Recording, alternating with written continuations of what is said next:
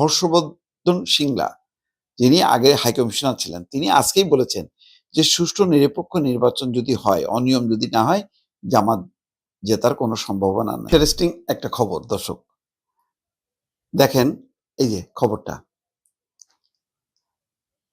এই খবরে বলা হচ্ছে ভারতের ৭৭তম প্রজাতন্ত্র দিবসে জামাত নেতাদের অংশগ্রহণ। এটা চিন্তা করা যায়? মনে করেন আওয়ামী লীগ ক্ষমতায়, আমন্ত্রণও পাইতো না জামাত, আর জামাতও সেখানে যাওয়ার মতন কোনো অবস্থায় থাকতো না। এটা হলো বাস্তবতা। ৫ই আগস্টের পর সেটার পরিবর্তন হয়েছে, কিন্তু আমি ভাবছি অন্য কথা। আজকে হর্ষবর্ধন সিংলা, যিনি আগে হাইকমিশনার ছিলেন, তিনি আজকেই বলেছেন যে সুষ্ঠু নিরপেক্ষ নির্বাচন যদি হয়, অনিয়ম যদি না হয়, জামাত জেতার কোনো সম্ভাবনা নাই। ঠিক সেই দিন হচ্ছে এই খবর যে ভারতের ৭৭তম প্রজাতন্ত্র দিবসে জামাত নেতাদের অংশগ্রহণ।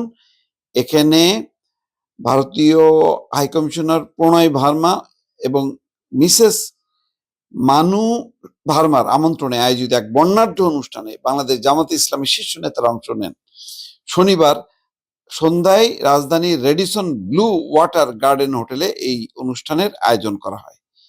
এখানে জামাতের সেক্রেটারি জেনারেল সাবেক এমপি মিয়া গোলাম পরওয়ার এবং কেন্দ্রীয় নির্বাহী পরিষদের সদস্য মোবারক হোসেন অংশ নেন।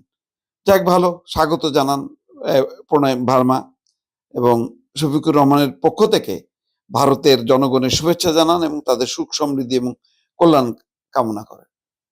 এটা স্বাভাবিক হওয়া উচিত, কিন্তু ওই যে দেখা করতে গেলেন শফিকুর রহমানের সঙ্গে, সেটা ভারতের অনুরোধে প্রকাশ করলেন না, পরে জানালেন।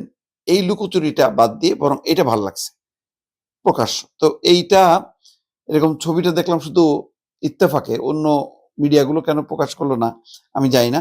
যাই হোক, ভারতের সম্পর্কে যাই মনোভাব থাকুক না কেন, কূটনৈতিক শিষ্টাচার দেখানো উচিত। যারা ক্ষমতায় যাবে তারা সব দেশের সাথে একটা ভারসাম্যমূলক সম্পর্ক রাখা দরকার।